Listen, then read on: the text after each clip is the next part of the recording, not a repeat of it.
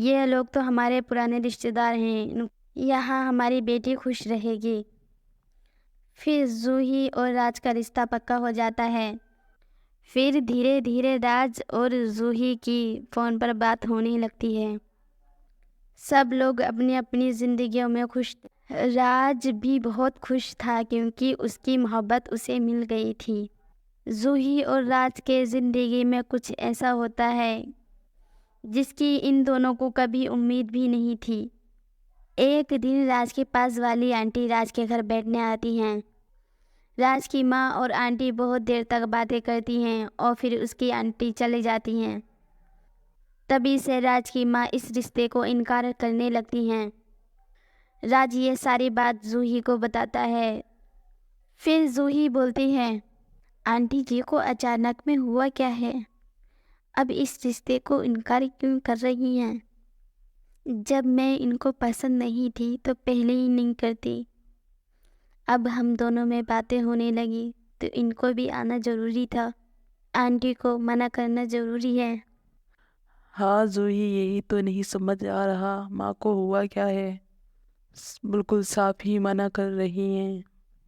अपनी ज़िंदगी पे इतना अच्छा कुछ चल रहा था, ये तो सोचा भी नहीं था कि माँ भी इस रिश्ते को मना करेंगी। क्या राज, तुम भी इस रिश्ते से खुश नहीं हो? ये रिश्ता छोड़ दोगे? जूही, ऐसा नहीं है। जूही, मैं तुमसे बहुत प्यार करता हूँ और मैं कोशिश करूँगा माँ जी को मनाने की। ठीक है, तुम आंटी जी को मनाओ और अब अपनी बात ख़त्म होती है। जब रिश्ता होगा तभी बात होगी। क्या फ़ायदा इस बात का। अरे जूही, तुम ऐसा ना करो।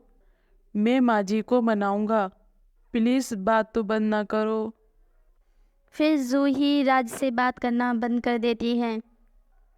राज अपनी माँ को मनाने की बहुत कोशिश करता है पर उसकी माँ नहीं मानती। मोनिका बाहर हॉस्टल में पढ़ाई कर रही थी। मोनिका को इस बारे में कुछ भी पता नहीं था। फिर राज मोनिका को फ़ोन करके सारी बात बता देता है। मोनिका ये बात सुनकर बहुत उदास हो जाती है और राज से बोलती है, राज तू टेंशन न ले, माँ जी से मैं बात करूँगी। मोनिका हॉस्टल से घर आ जाती है और अपनी माँ से बातें करती है। मोनिका माँ से बोलती है, माँ मैं ये क्या सुन रही हूँ, तुम इस रिश्ते को इनकार कर रही हो? क्यों इनकार कर रही हो? क्या जूही तुम्हें पसंद नहीं है? ऐसी लड़की तुम्हें कहीं नहीं मिलेगी। अच्छी खासी लड़की को तुम छोड़ रही हो। क्या कमी है जूही में जो तुम इस रिश्ते को इनकार कर रही हो? अगर तुम्हें इनकार करना था तो पहले ही कर देती। पहले राज को तो ही मोहब्बत थी, अब इन दोनों में हो गई है। पहले एक दिल टूटा और अब देखो दो दिल टूटेंगे। और तुम खुश रह पाओगी? तुम्हें सही बहू मिल जाएगी? खुश नहीं रह पाओगी और ना ही तुम्हें कोई अच्छी बहू मिल पाएगी।